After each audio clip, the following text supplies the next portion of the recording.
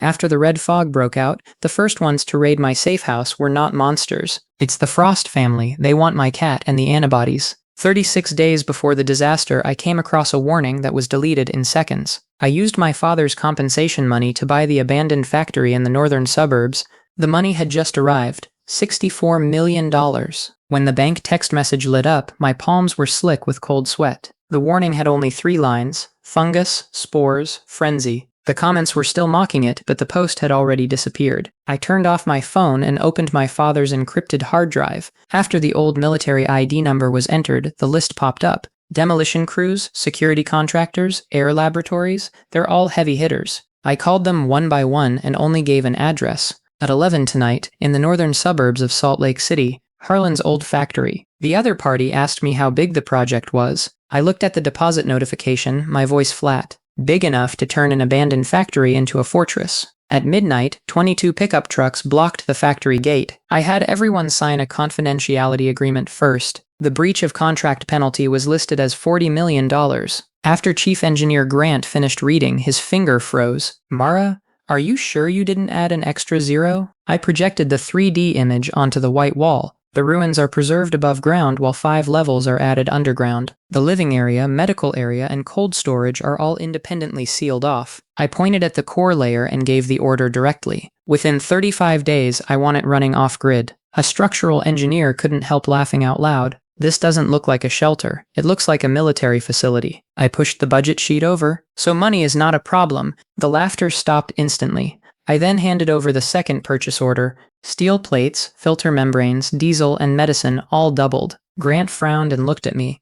How many people are you planning to support? 26 people. 14 years. He asked me if I'd draw the FBI's attention. I slid the attorney filing record in front of him. I'll shoulder the legal burden, you build the wall. He stayed silent for half a minute, then signed the contract. I named the project Stonehaven. From that night on, money flowed out like a flood. A sign hangs outside the abandoned factory, reading contaminated soil remediation. The real blasting all happens in the early hours before dawn. The old chimney kept its rust for outsiders to see. Underground drilling rigs excavate at the same time, while steel rebar sinks down layer by layer. During the day, I wear a safety helmet and go down into the mine. I stared at the blueprints all night, making changes until dawn. The water purification plan was sent back by me at its first acceptance review. The 3 water systems must be able to back each other up. The lab supervisor said the cost would triple. I only replied with one line, then turn it over. For the air system, I want it more exaggerated. High temperature, ultraviolet light, adsorption, and fungal filter membranes, use them all. The engineer whispered that what I was defending against didn't look like a virus. I didn't explain because the warning said spores. On the 9th day, the photovoltaic film was delivered to the factory area. I didn't put on a roof. I built it entirely into the broken wall. From a distance, it was just a sheet of grimy black metal. Only after scanning up close did they realize they were all power-generating panels. The fan was dismantled into small shafts and hidden inside the chimney. Fuel cell packs were also buried underground. The energy consultant listed a bunch of risks. I cut him off. In the apocalypse, nobody comes to your door for repairs. The way he looked at me was like he was looking at a madman. On the 14th day, the security team entered the site. Captain Hayes had been retired for years, his eyes colder than a gun. The radar is disguised as an old surveillance pole. Infrared beams are buried in the rubble. The electric grid is hidden behind the collapsed iron fence. I didn't leave the weapon out in the open. A gun in the open will only attract greedy people. The real firing ports are all hidden behind the cracks. The poison mist vent was hidden in the drainage ditch. Once the isolation doors drop, the corridor will be cut into 8 sections. After Hayes finished looking at the blueprints, he whistled. Whoever barges in won't even know how they died. I handed him the authorization list. A passerby warned them, and the gunman was paralyzed. He stared at me. You never used to be this ruthless. I put the cap back on the pen. The world didn't used to have a countdown. On the 18th day, the warehouse began to fill up. Freeze-dried meat was piled into a wall, and rice bricks were stacked to the ceiling. Antibiotics, insulin, and painkillers are stored in separate refrigerated cabinets. Generator belts, bearings, and filter elements are put into storage by the full box. Every box that comes in, I scan the barcode myself. The suppliers laughed that I looked like I was running a disaster relief center. I didn't laugh because he was half right. The medical room is fully equipped like a small emergency room. The surgical lights, oxygen generators, and negative pressure beds are all in place. After signing the agreement, June, the doctor friend, stared at the isolation chamber. Mara, what exactly do you know? I shoved the access card into her hand. I know the hospital isn't necessarily safe. The joking look on her face vanished on the spot. On day 22, the planting layer lights up. Potatoes, beans, and tomatoes go into the hydroponic trough first. I locked the seed vault beside the core area. Grant said I guarded the seeds like a vault. I touched the edge of the freezer. Gold can't be boiled into soup to drink. On the 25th day, I went to the military dog rehabilitation base. That German Shepherd was locked up in the very back. Its name is Atlas, and it has an old injury on its hind leg. The staff said it wasn't suitable for ordinary families. I crouched down behind the net and held out my palm. Atlas sniffed for a long time, then gently touched me. That day, I brought it back to Stonehaven. That same day, the black cat Miso slipped into the control room. There is a crescent-shaped scar under its right ear. That was left behind by the fire in my mother's laboratory. Everyone who knew where this scar came from is dead. On the day it was topped out, the sky turned dark red. It wasn't sunset glow. The whole cloud was going moldy. I stood in the control room and watched the news break all at once. High fever cases in Los Angeles are out of control. A red puppy-old patient appeared in a Chicago emergency room. The CDC advises the public to reduce outdoor activities. The host sounded calm, but his hands were trembling. Someone screams off camera and the live stream is immediately cut off. I threw the acceptance form into the shredder, then lift the red cover on the main console. Grant called out to me in the channel, "It's only air pollution. It's not at lockdown level yet." I stared as the case curve shot upward. Pollution wouldn't make the ERs in 3 cities blow up at the same time. I enter the 16-digit passcode. All of Stonehaven's exterior doors begin to close. Steel plates lock together with a clang, pressing from basement level 1 up to the ground. The water pump switches to self-circulation. The air tower activates the third filter set. The diesel engine preheats and the battery array comes online. The cold storage room locks down and the medical room goes into negative pressure. I picked up the internal intercom. Stonehaven is entering black level lockdown. I paused for a second, then continued. Whoever opens the door without permission, I'll lock them up along with it. No one in the channel argued back, because outside the factory, things had already descended into chaos. The first car crashed into a concrete barrier. The driver was slumped over the steering wheel, convulsing. The second person fell off the road, and the whites of his eyes slowly turned red. Atlas stood at my feet, a low rumble in his throat. Miso crouched on the control console, its tail sweeping across the keyboard. I touched the crescent-shaped scar behind its ear. Don't be afraid. I can still hold on. At 8 p.m., the outer perimeter alarm suddenly blared. A red dot emerges from the western hillside. They don't look human, but they run faster than humans. Hayes cursed, "What is that thing?" I switched to infrared. My back went cold in an instant. Several hunched shadows crawled close to the ground. The joint bent at an angle it never should have. I hold down the comms. Don't turn on the headlights, shoot the legs first. The hidden turret turns from behind the rubble. The bursts were barely audible, yet the dark figures fell in swaths. Even after they fell, they kept crawling forward. The sound of nails scraping against the ground made your scalp tingle. I just switched to the south side surveillance feed, and the main screen turned red. The number 3 sensor line was crossed. It wasn't cut, and it wasn't broken by impact. Someone walked in from a blind spot. In the red fog, a man staggers into view. He was covered in blood, his shoulder torn open. But what he raised was not a gun. It was a piece of paper inside a waterproof bag. He faced the camera and called out my name exactly. Mara Cole, don't open fire. The control room fell silent in an instant. Grant drew in a sharp breath. How did he know you were here? I didn't answer him, just stared at that piece of paper. The camera automatically focused. The next second, my fingers froze. That's the Stonehaven ventilation cross-section. There is also a gray line drawn in the lower right corner. That line led to my private escape route. In the entire project, only I know the complete route. Even Grant only got the split diagrams. Hayes lowered his voice. Give the order. I opened the weapons panel. 3 turrets lock onto the man's chest. The man suddenly smiled, as if he had seen a crosshair. If I wanted to hurt you, I wouldn't wait for the red mist to rise. I turned on the microphone and asked, "Who are you?" He coughed up blood and steadied himself against the wall. Noah Pierce. This name? I had never heard of it. I asked him, where did the blueprints come from? He looked at the camera. You gave it to me, Hayes cursed out loud. I didn't scold him because he pulled out another tag. The tag's edges were charred black, with a sentence carved in the middle. Stonehaven is not a bunker. It is a spark. I only engraved this sentence on the back of the main control beam. That day, after the welder left, I carved it by myself. No surveillance, no records. I tightened my grip on the stun gun. Did you sneak into the main control room? Not this time. Noah was panting. My heart sank. This time? He raised a hand and pointed to the east wall. In 30 seconds, the mutant dog will lunge at the camera. Don't use fire, use foam to seal the drainage ditch. Grant was just about to argue back. The east side feed suddenly goes black. In the backup camera, a split-mouthed dog face lunges onto the stand. I immediately captured the foam spraying. White foam bursts open, forcing the red mist into the isolation trench. No one spoke in the control room. Noah fell to his knees. Blood draws in more heat sources. Hayes says close to the microphone, "If we drag this out any longer, he'll bring the monster to our door." I stared at the screen. I built this fortress. It was to keep out the unknown.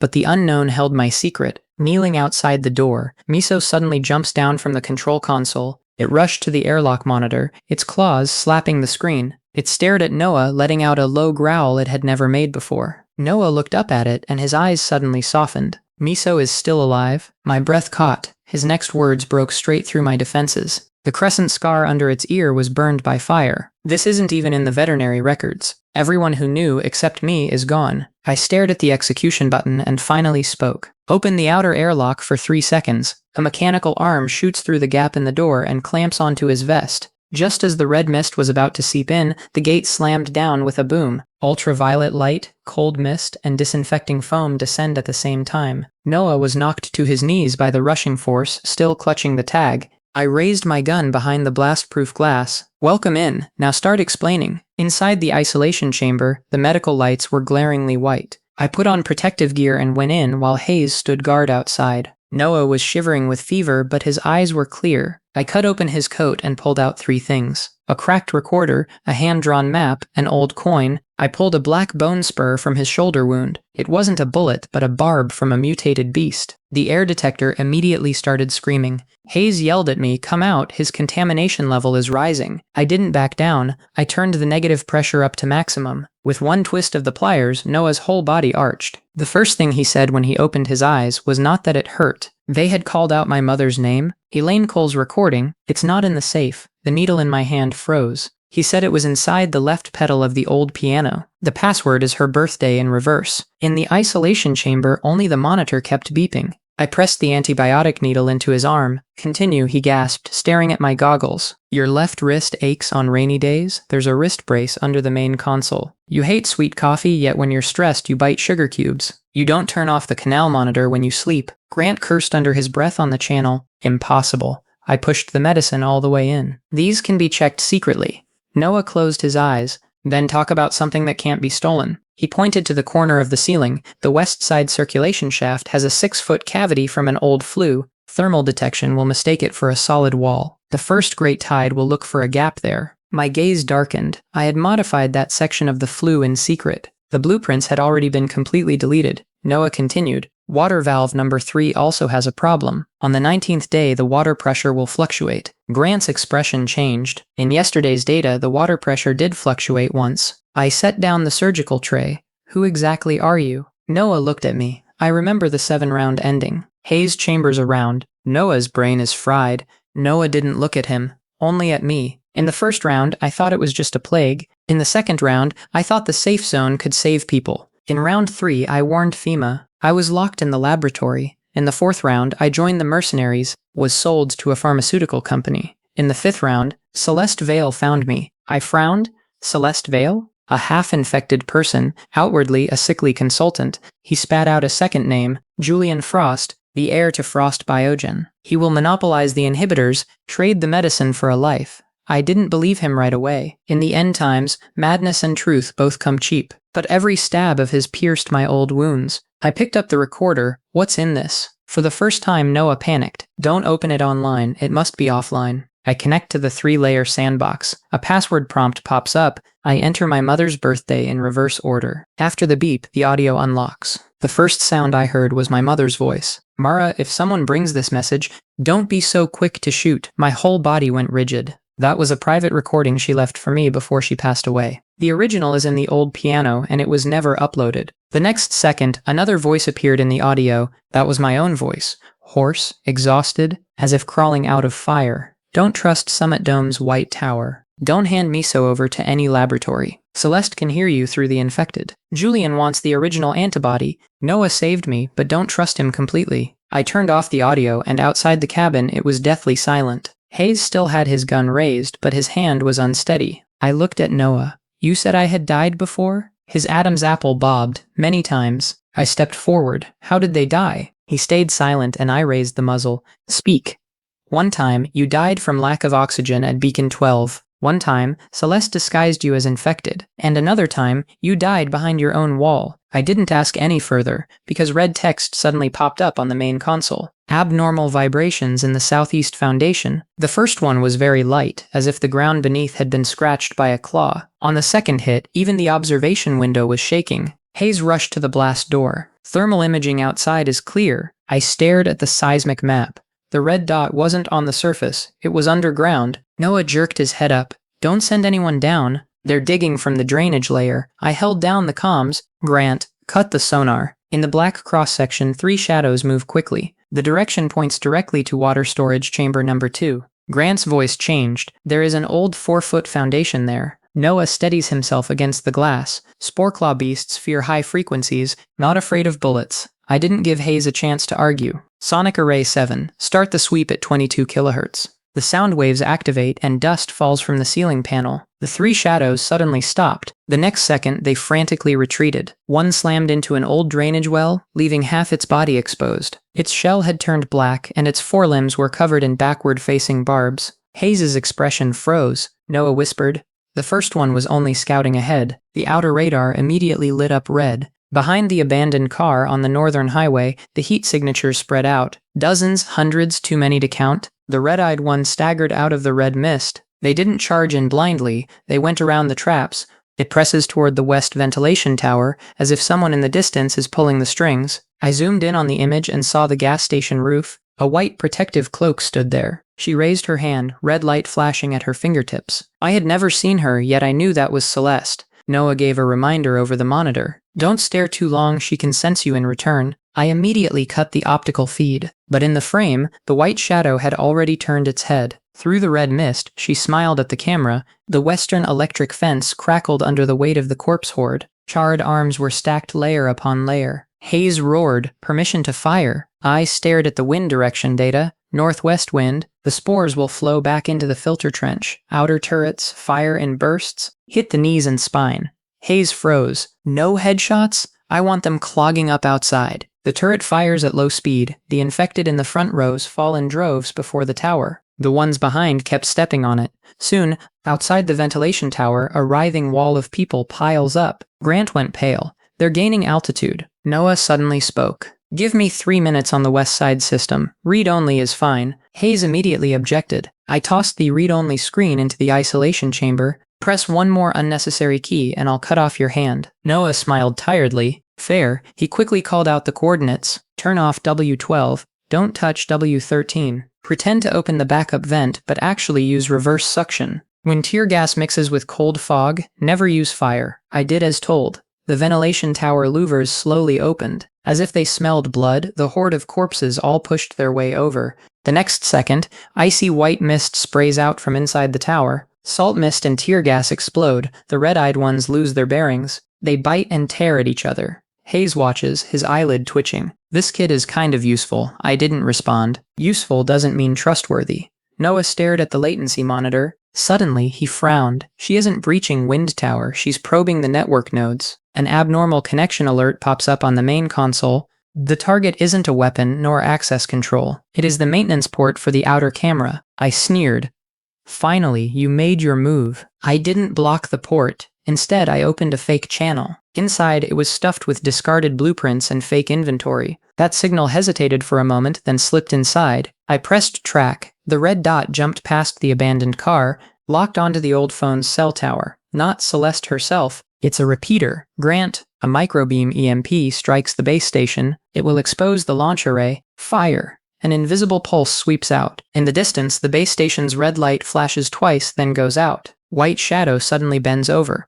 The corpse horde around her loses control and strikes back. A scream came from within the red mist. Noah whispered, backlash. I saved a screenshot. Because I knew she wasn't dead. Before the off-road vehicle charges into the red fog, half of her face is revealed. Pale, twisted, with a crimson glow in the depth of its eyes. I turn off the screen. Now, say Beacon 12. Noah's wound had just been stitched up, and a magnetic lock was clasped around his wrist. Miso crouched at the foot of the bed, staring at him without blinking. Atlas stood guard by the door, a low growl rumbling in his throat. I put the gun on the table. Let's start with the times I've died. Noah lowered his eyes. What I remember in full is 7 times. He continued, every time, Stonehaven held out the longest. Every time it ends up being breached. Hayes sneered, we just won a round. Noah looked at him. For the first time, the east wall was corroded by acid spores. The second time, the water purification layer was poisoned from within. The third time, the spare battery cell was replaced with a dead cell. Grant's expression changed immediately. Only the engineering team knows where the backup battery cells are. I raised my hand for them to shut up. Continue. The fourth time, you retreat to Cedar Ridge. Halfway there, they encountered a horde of red-eyed beasts. For the 5th time, you enter Summit Dome. Julian locked you in the observation room to take samples. My fingertips tightened.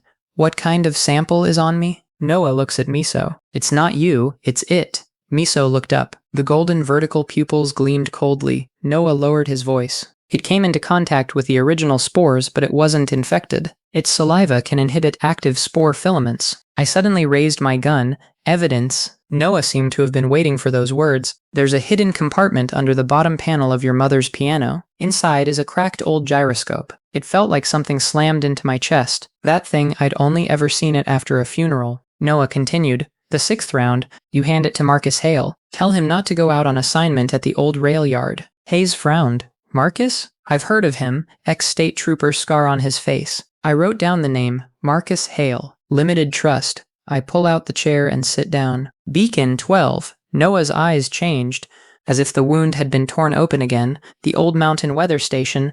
Before the disaster, it was a biological monitoring point. 3 months before the red mist, the original strain was intercepted there. He opened the map. The red dot was on a lone peak south of the Rocky Mountains. To get there, we have to pass through Summit Dome's territory. There is raw data there. There are still antibody records that Frost hasn't rewritten. I stared at him. How do we open the door? Biolock on basement level 3. We need Celeste's iris, or a semi-infected blood sample, Hayes said coldly. What exactly is that woman? A stable semi-infected person. After Noah said this, the room fell silent again. The Frost family once funded the Nightingale Project. Neural enhancement, immune induction, fungal symbiosis. Celeste was one of the few experimental subjects who survived. I remembered those eyes in the red mist. She is no ordinary monster. She is the key raised by the Frost family. 3 days later, I left Stonehaven. The main gate was only open for 21 seconds. Noah sits in the passenger seat, the tracking band still locked around his wrist. Miso is hiding in my backpack. Atlas lies on the back seat, his gaze sweeping across the rear window. I issued a remote lockdown command to Grant. No key for 12 hours. Entering silence. Grant was silent for 2 seconds. Are you sure you want to go to Summit Dome? I stepped on the gas. Stay at home. We'll only be waiting for them to come with knives. Summit Dome was built on top of the Federal Logistics Hub. From a distance, it looks like an iron shell lying in the wasteland. The outer wall has 3 layers, complete with high-voltage nets and machine gun towers. Outside the wall, hundreds of survivors were lined up. Some are dragging luggage, while others are trading canned food for a spot. Noah and I didn't use the front entrance. We went around to the temporary trading point on the west side. The registrar presses a gun against the car window. Name, source, supplies. I handed over antibiotics and solar panels. Add 10 more cans of high-protein freeze-dried meat. His gaze changed instantly. In the apocalypse, one's identity, it was bought with supplies. He tossed me 2 gray plastic cards. Ash ring, remain for 72 hours. He looked at Atlas. Dogs are not allowed in. Atlas looked up. He bared his ghastly white teeth. I pushed 3 unopened injections over. A working dog used for inspections. He took the injection away, then pointed to the backpack. Where's the cat? Miso reached a paw out through the crack. The crescent scar flashed beneath the black fur. The registrar abruptly looked away. Don't let the laboratory building see it. I took the gray badge. Those words sounded less like a threat and more like a reminder. The first gate opens, and a wave of heat rushes out. Ashring is not a safe zone. It was a labor camp enclosed by iron walls. The ground was covered with rough steel plates. Murky red water flowed through the drainage ditch. Everyone has a score ring on their wrist. They deduct points for eating and deduct points for drinking water. Getting medicine costs points, and sleeping in a bed costs points too. The electronic screen scrolled through cold, rigid rules. If contribution points fall below 12, hot meals are cancelled. Below 6, switch to high-risk field duty. Below 2, immediate expulsion. A man kneels in front of the ration window. I hauled body bags for 12 hours, but the system undercounted it. The person behind the window didn't even look up. Line up for appeals. Next, the person behind him knocked him aside. No one helped, and no one even looked. Noah reminded me in a low voice. Don't stick your neck out. People disappear here every day. I looked at the scoreboard. I know, so let's put it on the tab for now. The next day, I joined the resource recycling department. The fake name I used was Riley Stone. Everything brought back by the field agents is piled up here. Medical kits, filter cartridges, and firearm parts were all mixed together. Beside the moldy grain sacks, there was an 4-bag. After watching for 10 minutes, I pulled my gloves on tight. This batch can't go into the food line. The scar-faced man guarding the warehouse turns his head. Newcomer, who said you could speak? I lifted the grain sack, and pale red powder leaked from the bottom. Spore contamination will be carried into the inner ring hospital. He walked up to me, the nameplate on his shoulder reading Kane Mercer. I divided the supplies into 6 piles. Food, medicine, fuel, repairable, purifiable, awaiting incineration. I took apart a deformed filter cartridge. The ceramic layer isn't cracked, so it can still save dozens of gallons of water. The worker whispered, "How did she know?" I picked the control board out of the scrap heap again. "Give it to the communication station. Don't sell it on the black market." Kane stared at me for a long time. "What did you do before?" I looked up. Warehouse dispatch. Half true, half false. I once managed the lifeblood of a fortress. Kane slapped the order down on the table. Warehouse number 2 has been backed up for 3 days. I'm giving you 4 hours. I swept my gaze over that mountain of messy boxes. I need 3 people and a forklift. He sneered, "Are you ordering me? I'm helping you keep a few more people alive." The warehouse fell silent for half a second. Kane suddenly laughed. "Give it to her." 4 hours later, warehouse number 2 was emptied for the first time. The medical line has 37 more usable items. The water purification line recovered 8 sets of filter materials. My score ring jumped to 34 points. The way people around me looked at me changed. Some are jealous and some are afraid. Someone quietly handed me the water bottle to show me the sediment. I didn't take any points, I just said don't drink the bottom layer. That afternoon, Kane called me to the back door. Tonight, the medical warehouse at the old rail yard is short on inventory clerks. Noah's words immediately flashed through my mind. The old rail yard where Celeste first set her trap. I asked, "Who's leading the team?" "Me. Who else?" Before he could answer, the inner iron gate opened. A group in white protective suits walks out. The soles of his boots were blindingly clean. The man walking at the very front. A suit is worn over the protective suit. Julian Frost. His expression was gentle, but the silver medical ring was glaringly conspicuous. The woman beside him wore a light-colored cloak. Celeste was pale, as if a gust of wind could knock her down. The moment she appeared, the fur on Atlas's back instantly stood on end. Miso arches inside the bag, letting out a low hiss. I held down my backpack strap and lowered my eyes. "Don't move." Julian looks at me. "New inventory clerk?" Kane moved half a step to block me. "She's more useful than the inner circle clerks." Julian smiled. "I hope she's worth the risk." Celeste coughed lightly twice. "Riding along is fine too, in case someone hides the medicine for themselves." With just one sentence, she made me look like a suspect. I pulled my gloves tight. Before she even moved, she'd already laid out the knives. The old rail yard is less than 20 miles from Summit Dome. Inside, after the convoy passed through the gate, the city seemed drained of blood. A burned-out police car lies across the highway. The billboard's edges curled from soaking in the red mist. No one in the carriage spoke. Only the radio crackled with static. Kane checks the magazine. "Once we're in the hold, stick close to me. Anything with a damaged seal is marked in red right away." I nod. Julian cuts in on the public channel. "I'll confirm the evacuation. That batch of equipment is tied to the inner ring operating room." Kane sneered. "In the field, I call the shots." Celeste gently tried to persuade her. "Everyone is doing it for the safe zone." I turned the volume down. This kind of gentle talk is more annoying than monsters. The medical warehouse is immersed in red mist. As soon as the rolling shutter was cut open, a red line seeped out through the crack. I immediately shouted, "Back up!" With a boom, the red mist inside the cabin exploded. The team member's mask is instantly covered in spore dust. Kane kicked him right into the sprinklers. "Don't remove your masks." In the thermal imaging, dozens of red figures looked up. The red-eyed one was awakened by the airflow. Gunfire erupted across the rail yard. Infected also poured out from behind. The first transport vehicle's tire was bitten and burst. The car blocked the intersection, cutting off the way back. Kane points toward the low building in the fog. The inspection station. Rush in. I pull the wounded man up. Atlas shields my flank, bites down on the arm, lunging toward it. Miso darts onto the car roof. It lets out a thin, shrill, low cry. Several blood crows are startled into flight. Scatter the spore dust in the air. We use these few seconds to rush into the testing station. Together, they pushed the iron gate shut.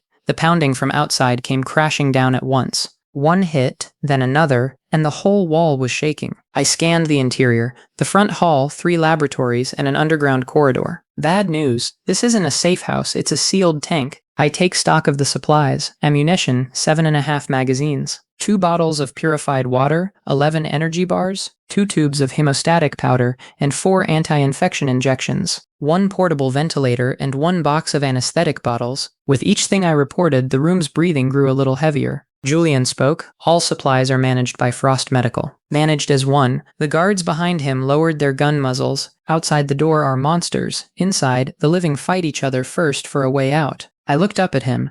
Okay, register the medicine kit first. Celeste huddled behind him. You're about to die, and you still want to audit the books? I stared at her. The closer you are to death, the more the accounts must be correct. Her expression froze for a moment. Miso saw it. It crouches on top of the cabinet, its tail slowly rising. The next second, a muffled sound came from the back corridor. Goalkeeper Chuck has fallen to the ground. I rushed over and shone the gunlight on the wound. A narrow, deep gash was cut into the shoulder. It doesn't look like a bite, more like it was sliced open by a fiber blade. I pulled transparent filaments from the edge of the wound. The testing station has this material. The lab bench Celeste had just leaned against had it too. She immediately burst into tears. I didn't see anything. I sealed the fine strand in a sample bag. The monster won't just cut through the protective layer. Julian's expression changed. Who are you hinting at? I'm talking about the wound. Kane roared. Find the exit first. I tore the old fire safety map off the wall. Only the abandoned ventilation shaft leads to the main sewage pipe. Go down through the rear lab. Celeste screams. The wounded will attract monsters. We can't take them with us. A repairman just like AJ. No, here he's called Drew. Drew hoisted Chuck onto his back and glared at her, his eyes red. Say that again? She immediately hid in Julian's arms. I was just scared. I looked at her. She's not scared, she's clearing the area. In the back lab, an old terminal was still lit. I take off the panel and connect the wrist screen. The first password failed. The second time, a crawling sound came from the ceiling. Atlas stood guard behind me, teeth bared. On the third try, the system finally lit up. Noah's voice cut through the noise. Riley, don't take the main corridor. There are spore claw beasts on the west side. Take the ventilation shaft. I lowered my voice. Give me the coordinates. Someone planted a low-frequency transmitter. My hand stopped. Celeste kept her right hand pressed against the pendant on her chest. With too much force, the knuckles turned white. Miso suddenly pounced down. With one claw, it flipped open the edge of her cloak. A black disc flashes with red light. Kane's gun barrel snapped up. What is that? A crimson tint rose in Celeste's eyes. She planted it. Riley is trying to hurt me. I sneered. Normal people don't let monsters pound on the door to the rhythm of their heartbeat. Different roars came from outside the door. The spore claw beast is here. The ventilation duct starts to warp inward. I grabbed the flashing warning light and the broken battery. Then take a magnesium rod, copper wire, and alcohol cotton. Drew stared in disbelief. What are you doing? Make something that blinds them for 3 seconds. Kane kicks open the ventilation shaft. Everyone get in. Team members crawled into the pipe one after another. Julian no longer cared about his dignity and dropped to his knees, crawling inside. As Celeste passed my water bottle, she stumbled. An extremely thin glass tube slipped out of her sleeve. She gently ran her fingertip over the mouth of the pot. Everyone else watched the door. I kept watching her. I didn't call him out. I put the water bottle into my bag. It changes into a bottle of cleaning solution. The door is slammed open. The spore claw beast charges in low to the ground. I press my homemade strobe light. White light exploded, and the 3 monsters all froze at once. I roll over and squeeze into the ventilation shaft. Then I reach back and pull down the shelf I tied up earlier. Iron crates and debris crash down, blocking the entrance. A bony claw slipped through the gap, 2 inches from my ankle. Atlas bit onto my pant leg and yanked me hard inside. We slide into the main sewer pipe. Sewage rises over our boots. The stench rises into his throat. Kane levels his gun and sweeps it across the 2 forks. Riley, which way? I didn't reply to him. I took out the water bottle that had been tampered with. In front of everyone, they took a sip. Atlas suddenly let out a low growl, his teeth pressed against my wrist. Miso stared hard at the mouth of the pot, his tail puffed up. Kane's face darkened. Have you lost your mind? I swallowed, and my throat tasted like rust. The dose wasn't enough to kill me, enough to slow me down, and enough to draw things in. Celeste hid behind Julian. You don't look so good. Maybe hand the backpack over to us. I looked up at her. Why are you in such a hurry? Her eyelashes fluttered. I turned the kettle upside down by the pipe. The potion drips through the crack into the black water. I didn't say that, I drank from your pot. Her expression finally changed. What I really drank, it's the cleaning solution that was swapped in. It tastes awful, but it won't kill you. Deep in the pipes, the sound of water suddenly stopped. A huge shadow crawls out along the top of the pipe, its chest bulged with a translucent red sac. Kane whispers, "Don't blow it up." I smiled. So we won't blow it up. The monster smelled the potion and lunged at where I had been standing. I rolled sideways, and the pickling solution slammed into the joint. White smoke rises, and the monster screams as it falls into the sewage. Now, Kane fired controlled shots at its ankle and jaw. Drew swings the crowbar and breaks off the outward jutting bone spur. I plunged the electric shock probe into the edge of the biofilm. The electric current burst out, and the red sac suddenly contracted. It didn't explode, it was forcibly paralyzed. Atlas bites the back of its neck and drags it toward the gate. I kicked down the manual gate lever. The half-lowered steel gate jammed against the monster's body. I turned the stun gun up to the highest setting. Blue-white arcs of electricity dart wildly through the sewage. The monster twitched 3 times, and the red sac collapsed. All that remained in the pipe was the sound of water. I dropped the dark red glass tube at Julian's feet. The Frost medical batch number is also printed on the tube. I held up the transparent fiber again. Chuck's wound, and the lining of your cloak too. Chuck trembles against the wall, staring hard at Celeste. Kane's gun slowly turns toward her. Julian, you'd better explain. Julian grabs Celeste's wrist. The force changed. Celeste, look at me. She suddenly screamed. She has a fortress and supplies. And that cat, why does she get to stay so clean? Dense echoes immediately rang through the pipe. The red-eyed one was drawn by her voice. Julian clapped a hand over her mouth. For the first time, the way he looked at me cracked. The wrist screen suddenly lit up with half a bar of signal. Noah's white text appears intermittently. Head east, and at the second fork, go down the vertical ladder. In 10 minutes, the West Canal will rise. There's something in there. I immediately turned around. Follow me. Kane didn't ask why. He carried Chuck on his back and went straight past me. Drew grabbed the tool bag, gritted his teeth, and followed. The people of the Ash Zone understand one thing best. Whoever can keep you alive, go with them. When we rushed out of the abandoned communications tower, it still wasn't dawn. Noah's armored pickup truck rammed through the roadblock. The car door flew open, and he grabbed me and yanked me inside. Get down! The rear of the car was hit hard by something. Atlas leaps in through the back window, holding a tentacle in his mouth. Miso lay on my shoulder, their throat rumbling softly. No one in the carriage spoke. There was only the wounded gasping and the sound of handcuffs striking the wall. Celeste is handcuffed in the corner by Kane. She stared at me, her frailty completely ripped to shreds. I looked down to check on Miso. It touched the spore powder and it licked my glove. But deep within its pupils, the golden patterns grew even brighter. Noah tossed me a portable monitor, so don't give it to anyone. On the screen were files dug out from the old rail yard. The first line of the headline stung my eyes. Nightingale Program.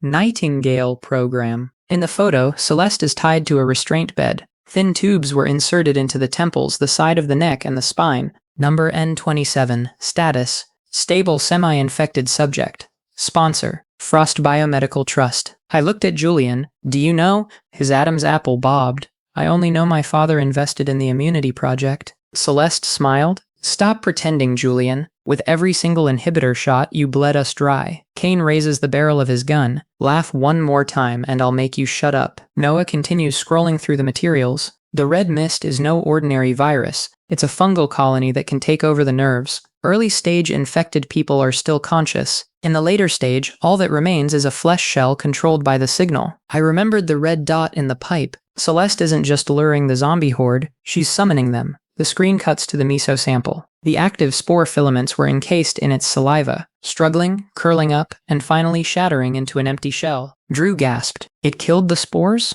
Noah shook his head. It's more like neutralization, and it doesn't release secondary toxins. I held Miso in my arms. It looked up at me as if it knew nothing, but my back slowly started to feel cold. If this data falls into Frost's hands, Miso would go from being a cat to becoming an experiment number. Noah opens the mountain map. A red dot lights up on the solitary peak. Beacon 12. The raw data and antibody samples are all there, and evidence that can nail the Frost family. Julian suddenly looked up. You have no right to accuse the entire family. Noah plays an intercepted recording. An old man's voice rang out inside the carriage. Beacon is not the target. It's a trap. When I returned to Stonehaven, dawn was just breaking. The garage door came down and 4 hydraulic locks snapped shut. I took off my mask and the first thing I said was, "Hold a meeting." I cleared the long table. Evidence from the old rail yard, magazines, and maps were all spread out. Noah projects the Beacon 12 structural diagram. 6 floors above ground, 3 floors underground.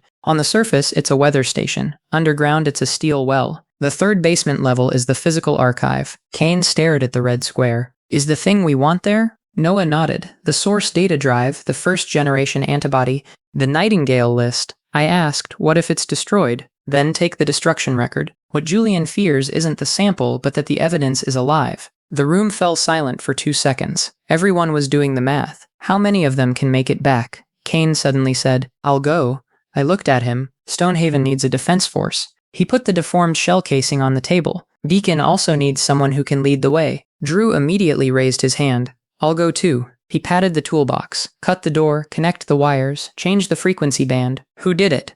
Miso glanced at him coldly. Drew immediately adds another line. Of course, it can also do half of it. I didn't laugh. I pulled up the mission objective. First, take the antibody and the physical disk. Second, cut off Julian's remote access. Third, evacuate before the red fog tide. I looked at everyone. If contact is lost for more than 3 minutes, don't look back. Drew's expression changed. Kane nodded and said, do as she says. Noah pulled up a public task. SS-level beacon data retrieval. The reward was written like a ticket to survival. Permanent residency, grade A treatment, and 3 years of rations. Issued by Frost Emergency Authority. Drew cursed out loud. This is throwing money around to send people to their deaths. The registration numbers refreshed rapidly. Mercenaries, scavenger crews, and private security all showed up. It's not like Julian didn't know we were going. He wants to turn Beacon into a slaughterhouse. I zoom in on the disclaimer clause. Recovered supplies must be handed over to Frost Medical. Testing. I tapped the table. He wants others to take the risk and bring back antibodies for him while they are at it. Noah intercepted another signal. Celeste's ragged breathing is right up against the speaker. Capture Miso alive, and don't kill Mara either. She knows how to open Stonehaven. Atlas instantly let out a low growl. Miso jumped off the table, his pupils narrowing to slits. I patted its head, so we won't use the front door. Noah opens the north slope route. Under the abandoned cable car station, there is a ventilation maintenance shaft. The seal is ordinary concrete, not alloy. I pulled up the equipment list. The inside team only carried short barrels, pistols, and cutters, 2 flashbangs, and 1 micro-EMP. Kane frowned. The firepower is too light. We're not attacking head-on. I switched to the garage surveillance camera. The tracked remote control car was parked on the repair bench. The car body is covered with welded scrap steel, and a bait pack is tied to the front. Drew finally got excited. I installed a police car siren. It can call over every monster on half the mountain. Kane looked at that pile of scrap metal. How far can it run? Drew taps the controller. The antenna won't get bitten. 3 miles. What if it gets bitten? Then at least it'll explode loudly. At 3 in the morning, the north slope was bitterly cold. Drew had just inserted the cutter into the sealed door. A dark red bacterial film seeps from the inside of the concrete. Noah lowered his voice. Don't touch it, it's sensing body temperature. I load the cryo round. Step back. White frost burst open, and the fungal membrane shrank into charred, wrinkled black skin. Drew gritted his teeth and pried open the maintenance door. We crawled into the shaft one after another. On the east road, the remote-controlled car's alarm began to shriek. The explosion shook the entire mountain. Kane says through the headset, the bait worked, you only have 12 minutes. Enough. I slid down the steel ladder, my boot soles landing in cold water. Miso is lying on my shoulder. Atlas walked at the very front, his nose close to the ground. The old equipment room on basement level 1 was worse than the blueprints showed. Pipelines hang overhead and the walls are covered in red spore dust. Noah connects to the control cabinet. The emergency lights came on for half a second, then all went out. The next second, red lights burst open one by one. A mechanical female voice rang out. Nightingale access has taken over. A chill ran down my back. Celeste had reached the main control before us. Her laughter came over the broadcast. Mara, you came after all. Deep in the corridor, metal doors sprang open one after another. The red-eyed one crawls out first. The spore claw beast follows close behind, hugging the wall. Drew raises the nail gun and nails the first one in place. The second one pounced down from the ceiling. Perimeter player Mason's ankle is caught by a tentacle. He only managed half a shout. "Leave me, go," Kane shouts into the headset. Mason pulls the pin on the flashbang. He holds the spore claw beast tight. White light bursts out and the corridor shakes violently. I gripped the gun handle tightly and didn't look back. If we stop for even one more second, everyone will have died for nothing. Noah, the route. Take the maintenance passage on the right, go down the stairs, and seize the main control. I kicked open the side door. Red mist poured down from the vent. They avoid the wall corners and go straight for the gaps in the mask. Celeste's voice clings to the broadcast. "You think the filter canister can save you?" I raise my hand and blow out the vent. Flames surge into the duct. The red mist let out a shrill hiss. More mist crawled out from the drainage gaps. Noah gritted his teeth. She got the environment permissions. Wind direction, access control, and guiding sound waves are all in her hands. Then let's force her out. I threw the sonic decoy into the empty corridor on the left. The group of red-eyed ones was immediately pulled off course. We hug the right wall and rush up the stairs. The giant-armed spore claw beast smashes down from above. I dodged half a beat too late. Atlas slammed into me and knocked me aside. A giant arm smashed onto its back. Bones thudded dully, like a blow to my heart. Atlas! It rolled 2 meters away, then pushed itself back up. Its hind legs were trembling, but it still stood in front of me. I moved close to the monster's head and fired 3 shots in a row. Spore powder coated the wall. Atlas let go. Its chest heaved violently. I tried to help it up, but it nudged me with the tip of its nose. Go. It's urging me to go. I bite the tip of my tongue. Push the emotions back down. Miso, keep your eyes on it. Miso jumps off the shoulder and circles around Atlas. Suddenly, it bristled at the ventilation shaft. In the darkness, a row of blood-red bird eyes lit up. Bloodcrow hangs upside down in the air shaft, just waiting for the order. It will tear our masks open.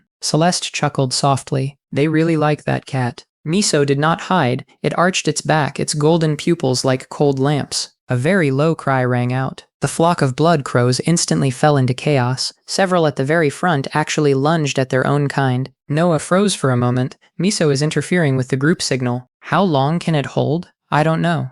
This is our chance. I grabbed the Atlas toe strap and rushed up the stairs. Outside the control room, 2 mercenaries lie on the ground. There were tiny puncture marks all over the back of the neck. Celeste killed one of her own. Just to slow us down. Inside the door, Noah has connected to the secondary control port. I rush in and see Julian's face light up on the main screen. His background is clean, as if he is sitting in a medical conference room. This place was filled with blood and fog. Julian ordered coldly. "Celeste, evacuate. The sample comes first." Celeste stands on the other side of the main console. Half of the face was lit by a sinister red glow. "I'm not leaving. Miso is here." She looked at me. "Mara is here too." Julian frowned. "Don't be stubborn." She suddenly smashed the glass panel. "Without antibodies, I'll become one of them." I aimed my gun at her. "So you fed the entire tower?" She laughed sweetly and crazily. "Worthless people. You should have made way in the first place." She pressed the biometric access panel. Red fog rolled in from all directions.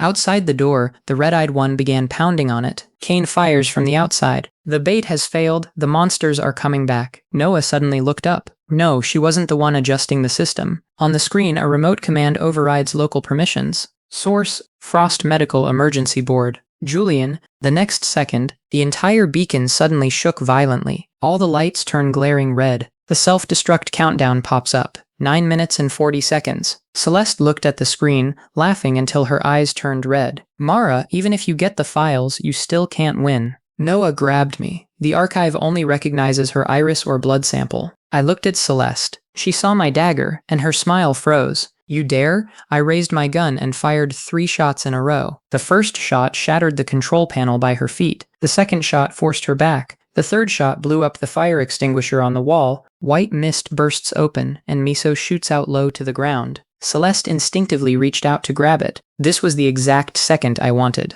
I lunged forward. I pin her against the main console. Her nails slash open my protective suit. Blood seeped out at once. The pain made my vision go black. My knife didn't stop. The blade pressed beneath her right eye. Celeste let out an inhuman scream. I sliced off a small piece of bloodied iris tissue. The sample box snaps shut.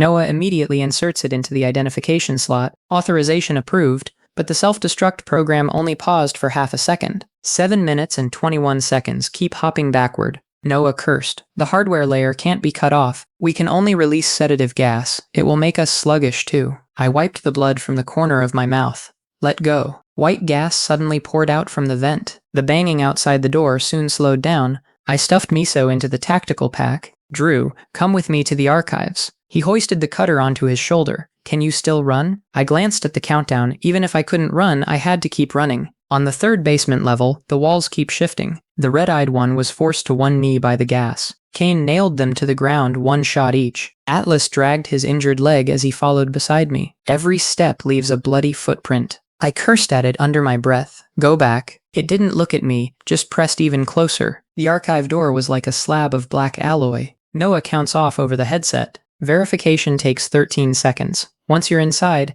don't touch the central blue light. Burn it with the rest. The door lock clicked. Cold fog rolls out, and the server cabinets look like a row of tombstones. In the deepest shockproof cabinet, there were 3 things: a black physical storage card, a pale blue original antibody, an experiment log with charred edges. I rushed over and snapped open the protective case. When my hand touched the antibody, it was as cold as grasping life itself. Got it. Noah lowered his voice. Pull back, Celeste is no longer at main control. My heart sank. The next second, all the lights in the archive went out. Drew had barely let out a shout when a red blur slammed into him and sent him flying. The cutter hits the ground, sparks flying everywhere. Celeste stands in the cold mist. Half his face was a bloody mess, and only a red glow remained in his right eye. Give me Miso. Every word she spoke was like mycelium rubbing together. Give me the antibody too. I stuffed the protective case into the inner pocket. I won't give you a single thing. The fabric over her shoulders and back bulged. Fine spore filaments burrow out from beneath the skin. I saw gray-black explosives strapped to her abdomen. The indicator light is on. She didn't come to steal it. She came here to take us down with her. I pressed my earpiece. Noah, there are explosives in the archives. His voice turned cold in an instant. Don't let her press the detonator. Celeste raises her left hand. She held the detonator grip in her palm. I didn't shoot at her hand. She is so fast now that she can predict the trajectory. I swung back and smashed the backup light. Darkness crashed down again. Miso, the tactical pack, suddenly jerked. Miso darted up onto the top of the server cabinet. It knocked over a row of coolant tanks. Cold mist bursts open, blocking Celeste's view. I pulled down the main breaker. The server cabinets went dark row by row. Celeste's perception was disrupted by Miso's low growl. I lie on the ground and fire, hitting her in the knee. She knelt down, then braced herself and stood up again. I fire at her wrist again. The bullet grazes the detonator handle but doesn't knock it away. She lunged at me and grabbed me by the throat. Why do you always have someone helping you? She pressed close to me and smiled.